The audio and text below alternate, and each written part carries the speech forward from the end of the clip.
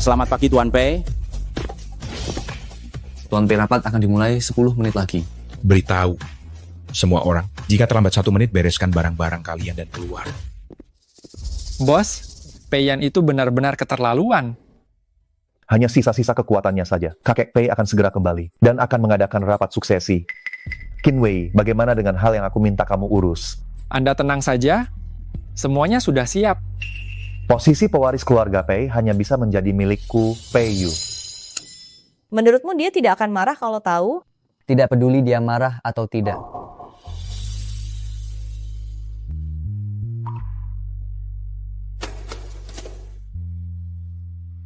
Yufan. Siapa dia? Karena kamu sudah melihatnya, aku tidak akan menyembunyikannya darimu. Jiang Xiaoyuan pacarku yang baru. Pacar baru? Kita sudah bertunangan. Su Keke, kamu tidak benar-benar berpikir, aku akan menikah denganmu kan? Lihatlah dirimu sendiri. Hanya pemilik warung makan kecil. Sedangkan Xiaoyuan adalah eksekutif di grup Pei. Bisakah kamu dibandingkan dengannya? Kalau begitu, anggap saja aku buta saat itu. Kita batalkan pertunangan.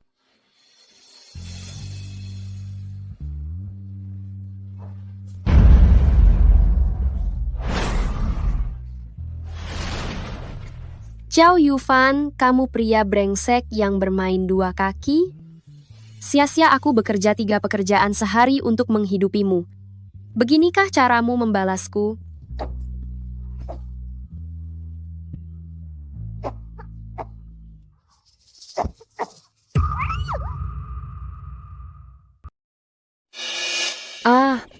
Tolong aku.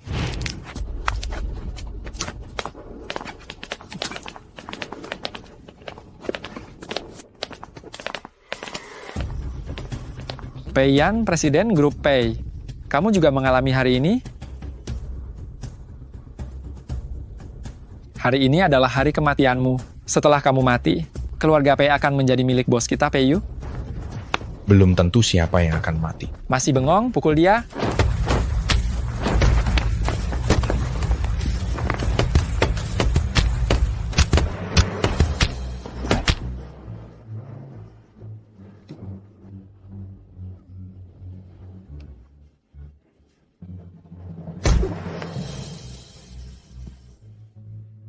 Kali ini kamu tidak bisa bangun lagi, kan?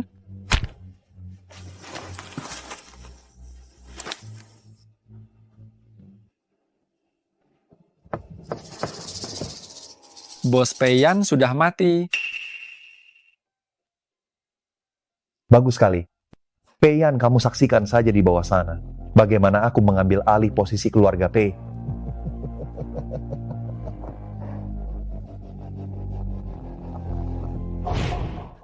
Kamu manusia atau hantu?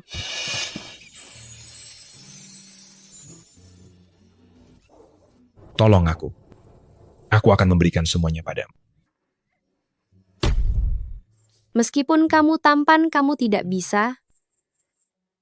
Hei, kamu baik-baik saja? Aduh gawat. Jangan-jangan dia sudah mati. Siapa aku? Aku di mana?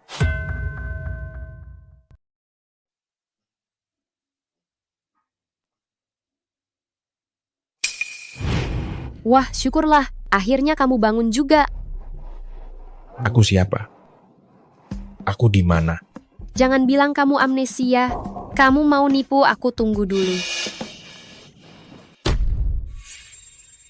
Jangan-jangan karena aku dorong dia tadi, dia adi amnesia? Biaya pengobatan kepala pasti mahal kan? Keluargaku sudah punya hutang ratusan juta rupiah. Bagaimana aku harus membayarnya? Keke, kamu tidak apa-apa? Ibumu bilang kamu masuk rumah sakit. Kami langsung datang untuk melihatmu. Aku tidak apa-apa. Itu. Aduh Keke, anakku yang malang.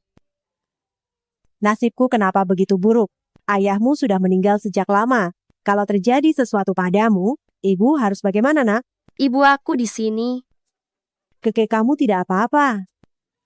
Nah, kamu tidak apa-apa. Lalu, siapa yang terbaring di tempat tidur itu? Dia. Aku pacar Keke. Apa? Kita sudah berciuman. Kamu tidak mau tanggung jawab kan? Kalian berdua sudah berciuman? Bukan begitu. Keke, kamu sudah bertunangan dengan Yufan. Kamu tidak boleh selingkuh. Aku tidak selingkuh. Sepertinya Keke kita sedang pacaran. Lumayan juga ya. Bukan begitu, kalian salah paham. Yufan dia selingkuh. Kami sudah membatalkan pertunangan. Sedangkan dia. Aku menemukannya di pinggir jalan. Sepertinya dia tertabrak olehku. Dia tidak ingat apa-apa. Yufan itu, aku sudah tahu dari awal kalau dia bukan orang baik. Saat Keke bertunangan dengannya dulu, aku tidak setuju. Yang terpenting sekarang adalah bagaimana cara menyingkirkannya. Bagaimana jika dia memeras kita? Keke, aku tidak suka di sini. Bisakah kamu membawaku pulang? Aduh, kamu sangat menyukai Keke kami. Bagaimana kalau menjadi menantu kami? Menantu. Kamu sesuka itu sama Keke kami. Mau jadi menantu kami? Menantu? Bu, apa ibu juga? Aduh anak ini. Ibu kan melakukan ini demi kebaikanmu. Dokter, Penyakit ibu harus segera dioperasi. Waktunya tidak banyak. Biaya operasinya mungkin sekitar 500 juta rupiah. 500 juta rupiah? Kalau ibu pergi, tinggal Keke sendirian. Memang harus segera mencari seseorang untuk mengurus Keke. Bagaimana kalau dia memerasku? Keke apapun yang kamu katakan, aku akan mendengarkan. Kami orang dewasa sedang bicara. Anak-anak jangan ikut campur. Ibu lihat anak ini? Tampan dan penurut. Jadi menantu kami. Pasti tidak akan rugi. Bu, apa ini tidak terlalu cepat? Tidak cepat, tidak cepat. Kalian berdua serasi. Sangat cocok. Baiklah, sudah diputuskan. Hari ini kalian pergi daftarkan pernikahan. Hari ini? Tapi ada syaratnya. Kamu harus jadi menantu keluarga Su. Urusan besar kecil keluarga kami. Kamu harus mendengarkan Keke. Kalau Keke merasa dirugikan, ibu akan meminta pertanggungjawabanmu. Betul, ibu akan meminta pertanggungjawabanmu. Aku bersumpah akan selalu baik pada Keke. Jika aku tidak baik pada Keke, maka aku akan... Lagi pula kepalanya, kan ku buat terluka. Bagaimana kalau dia benar-benar memerasku? Lebih baik begini saja. Membantunya memulihkan ingatannya lalu bercerai. Baiklah, aku mau menikah. Lihat ke sini. Lebih dekat lagi, lebih dekat lagi. Lebih dekat lagi.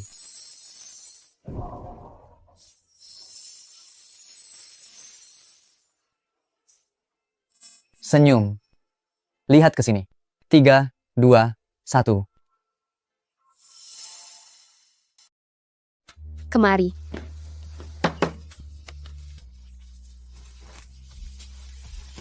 Terima kasih. Iya, kamu belum punya nama ya? Aku beri nama untukmu saja. Wang Chai, bagaimana kalau Wang Chai? Apa ini tidak terlalu mirip nama anjing kecil? Kalau begitu, Hao Yun. Aku suka nama ini. Tenang saja, selama kamu sudah masuk ke rumah kami, maka di daerah ini tidak akan ada yang berani mengganggumu. Aku juga akan segera membantumu menemukan kembali ingatanmu. Aku tidak akan membiarkan orang lain menindasmu. Itu Hao Yun, karena kamu sudah menjadi menantu kami. Kamu harus membantu mengerjakan pekerjaan rumah. Pergi ke dapur dan cuci piring untuk cepat. Baru saja menendang pria brengsek, lalu menemukan suami yang tampan dan penurut. Perasaan ini cukup baik. Su Keke. Lama tidak bertemu. Chow Yufan. Kita sudah membatalkan pertunangan. Kenapa kamu masih datang? Hari ini aku sengaja datang untuk memberikan ini padamu. Pesta pertunangan? Benar. 2 hari lagi adalah pesta pertunanganku dengan Xiao Yuan. Kamu harus datang, sekalian melihat dunia orang kaya. Memperluas wawasanmu.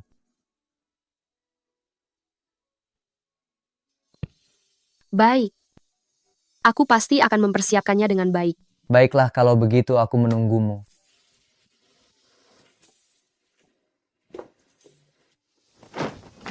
Cih, kamu pikir hanya kamu yang akan menikah. Aku juga menikah. Hao Yun, saatnya kamu dibutuhkan.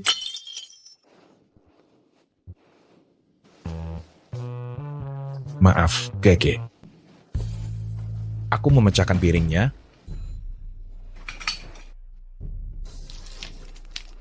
Kamu. Lupakan saja. Aku akan pergi sendiri.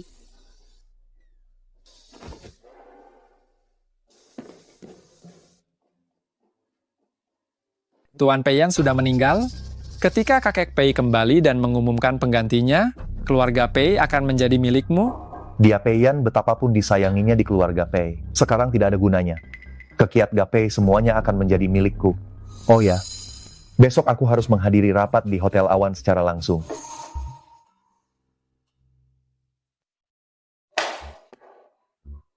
Hotel Awan ini benar-benar mewah. Xiao Yufan itu, waktu bersamaku, bahkan seikat bunga pun dia tidak mau beli. Sekarang dia berani-beraninya datang ke tempat ini untuk tunangan.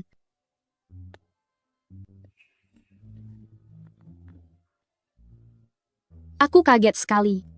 Gaun ini kusewa seharga 5.000 yuan. Kalau rusak aku tidak bisa mengembalikannya. Sukeke, kamu benar-benar berani datang. Sukeke berani juga kamu datang ke sini. Mantan pacarku yang selingkuh dan selingkuhannya akan bertunangan. Tentu saja, aku harus datang melihat. Oh, kamu bahkan berdandan khusus untuk ini. Jangan bilang kamu masih punya perasaan untukku. Sayang sekali, sebagus apapun dandananmu, tetap tidak sebanding dengan sehelai rambut Xiao Yuan. Mengejar sampai ke pesta pertunangan. Sukeke, kamu benar-benar tidak tahu malu. Aku pikir kenapa ada bawa orang miskin. Ternyata itu dari dirimu. Hahaha. Aduh, dari mana datangnya dua lalat ini? Kamu bilang siapa lalat? Apa aku menghina orang lain jika aku mengatai kalian berdua? Kamu... Wah, apa ini? Label, harganya bahkan belum dilepas. Jangan bilang kamu mau mengembalikannya setelah memakainya. Kembalikan. Jangan terburu-buru. Aku akan memberimu sesuatu yang lebih bagus. Sekarang kamu tidak bisa mengembalikannya, kan? Jiang Xiao Yuan, kamu gila ya? Ada orang ya, memakai baju sewaan ke pesta pertunangan. Sukeke, kalau aku jadi kamu, aku sudah mencari lubang untuk bersembunyi. Ganti rugi? Ganti rugi.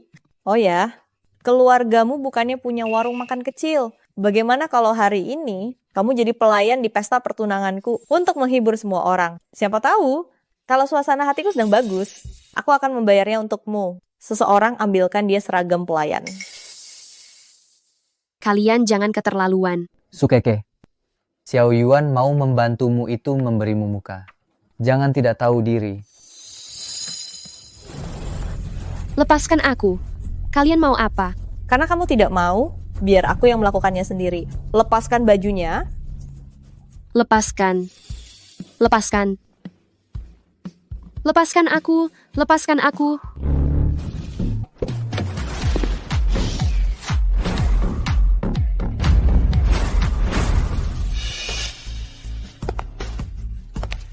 Sukeke, kalian sedang apa?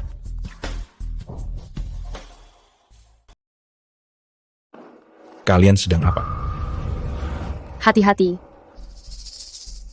Bukankah ini orang terkaya di Yuncheng? Pei-yan dari grup Pei? Bukankah Tuan Pei menghilang? Bagaimana bisa dia ada di sini? Bagaimana kamu bisa datang? Aku baru saja kembali dari Eropa dan langsung bergegas ke sini. Aku juga membawakanmu mawar Bulgaria yang masih segar. Keke adalah istriku. Datang ke pesta pertunangan kalian adalah untuk memberi kalian muka. Beginikah cara kalian menjamu tamu? Tunggu, kenapa orang ini sangat mirip Tuan Pei? Tuan Pei seperti apa dia? Apakah Tuan Pei akan menyukai Sukeke? Ya, juga dengan status dan posisi Tuan Pei. Wanita seperti apa yang tidak bisa didapatkan? Seperti Sukeke ini. Bahkan tidak layak untuk mengangkat sepatunya. Dan kamu memakai jas mengira kamu seorang CEO. Pakaian ini kemungkinan besar disewa. Kamu juga pantas mempertanyakan identitasku. Kenapa? Kamu mau memukul orang. Seperti kamu ini masih mau berpura-pura menjadi CEO. Kurasa kamu tidak tahu apa yang disebut perbedaan langit dan bumi. Perbedaan langit dan bumi. Kalian tadi menuangkan anggur ini ke Sukeke. Memangnya kenapa? Tahu berapa harga anggur ini? Kamu dan Sukeke membuka warung makan kecil seumur hidup, juga tidak akan mampu membelinya. Bagaimana? Kamu juga ingin merasakan bagaimana rasanya disiram.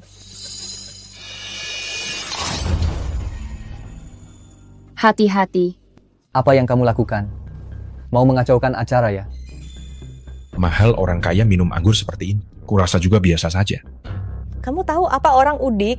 Ini anggur yang bagus. Tahukah kau cara meminumnya? Hati-hati sudah cukup. Jangan khawatir, aku punya cara untuk menangani mereka. Aku tidak hanya mengerti. Aku juga bisa tahu jenis anggurnya hanya dengan sekali teguk. Aku tahu anggur apa ini. Lucu sekali. Ada beberapa anggur yang bahkan belum pernah ku minum. Hanya kamu orang desa yang tidak tahu apa-apa. Semoga beruntung. Bagaimana kalau kita pergi saja? Jangan bilang kamu tak. Bagaimana kalau kita adu saja? Lihat, apakah kamu benar-benar bisa menebaknya jika kalian kalah? Kamu dan Sukeke tidak akan bisa pergi hari ini. Apa yang kutakutkan? Aku setuju. Bagus, masih keras kepala sampai ajal menjemput. Hari ini aku akan memberimu pelajaran. Apa artinya jalan buntu? Bawa anggurnya.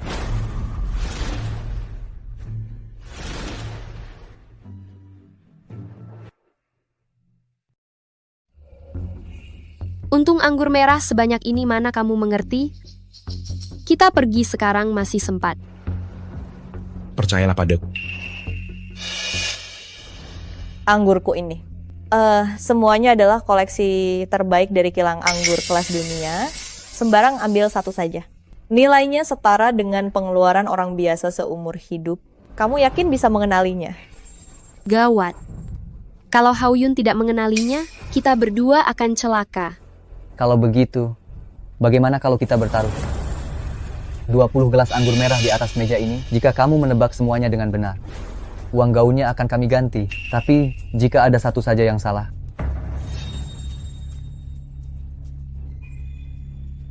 Anggur merahku yang sudah dicampur sesuatu ini, kamu harus meminumnya. Yufan, kamu gila ya? Kalau kamu mau minum untuknya, juga boleh saja. Singkat saja mulai.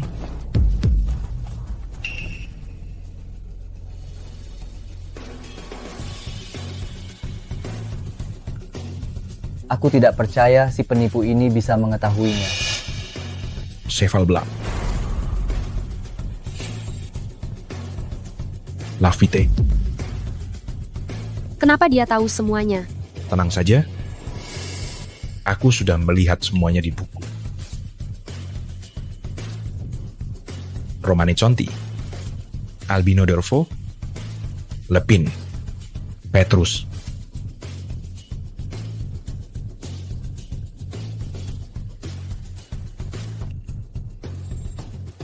Orfeo. Bagaimana mungkin? Dia benar-benar menebak semuanya. Jangan terburu-buru. Walaupun dia mengenali semua anggur sebelumnya, anggur yang terakhir ini hanya ada 10 botol di seluruh dunia. Bahkan aku mendapatkannya dengan susah payah. Dia tidak mungkin pernah melihatnya. Jadi kita pasti menang? Tentu saja.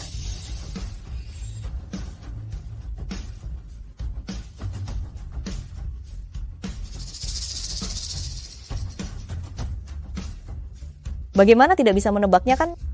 Sepertinya kamu ditakdirkan untuk menerima hukuman. Anggur ini adalah anggur ini Junding Hongjiu. Bagaimana bisa Junding Hongjiu? Bukankah ini anggur dari perkebunan anggur keluarga Pei di Yuncheng? Hanya sedikit orang yang pernah melihatnya. Bagaimana dia tahu? Karena aku sudah menjawab semuanya dengan benar. Bukankah kalian harus menepati janji? Haoyun, kamu hebat sekali. Bayar ya bayar. Berapa sih harga baju compang camping ini? 50.000? Keke, kapan kamu mau menyewa baju semahal ini? Aduh, kamu tidak mengerti. Kesempatan langka. Tidak memerasnya lebih banyak bagaimana? Tunggu dulu. Anggur merah ini, perkebunan anggur keluarga Pei, hanya membuatnya setahun sekali. Bagaimana dia bisa menebaknya? Jangan-jangan dia benar-benar Tuan Pei. Aku hanya pernah melihat Tuan Pei dari jauh sekali. Melihat dari samping memang agak mirip. Tuan Pei, apa yang kalian bicarakan? Dia suamiku Haoyun. Tuan Pei? Haoyun. Kamu baik-baik saja? Selamat pagi, Tuan Pei. Kalian menaruh sesuatu di dalam anggurnya. Jika terjadi sesuatu pada Hao Yun, kalian tunggu saja di kantor polisi. Kamu baik-baik saja. Hao Yun? Hao Yun? Hao Yun, bagaimana? Tidak apa-apa, Keke. Hanya sedikit mabuk. Untung ada kamu hari ini. Kalau tidak, aku akan benar-benar diintimidasi oleh Yufan dan yang lainnya. Ayo kita pulang dan beri kamu hadiah paha ayam besar. Ayo.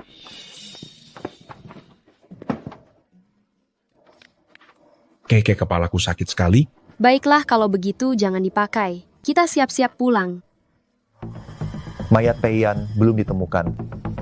Bagaimanapun juga, hidup atau mati, harus ada buktinya. Tidak ada yang bisa menghentikanku menduduki posisi keluarga Pei.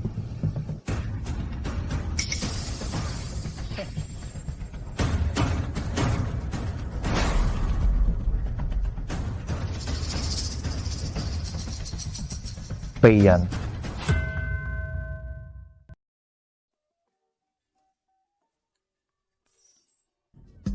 Minggir dan berhenti. Kalian tidak memakai helm, dendanya Rp50.000.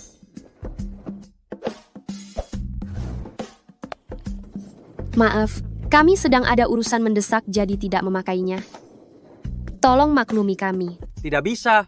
Seperti kalian ini. Berkendara tanpa helm sangat berbahaya.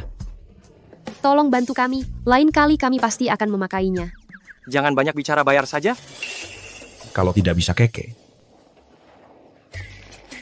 aku masih punya Rp5.000. Cuma Rp5.000? Bagaimana kalau Rp5.000 ini saja? Biar aku bayar denda mereka. Lain kali hati-hati. Baik. Tuan, terima kasih banyak. Bolehkah aku tahu nama keluarga Anda? Nama keluarga Pei. Tidak perlu berterima kasih. Tuan ini sepertinya teman lamaku. Bolehkah dia melepas helmnya agar aku bisa melihatnya? Tentu saja boleh. Ayo Hao Yun, lepas helmmu. Biar Tuan Pei melihatnya. Keke, kenapa dia tiba-tiba membayar untuk kita? Ini terlihat mencurigakan. Ayo pergi. Tuan Pei berbaik hati membantu kita. Cepat lepas helmmu dan biarkan dia melihatmu. Ibu bilang, jangan bicara sembarangan dengan orang asing di luar.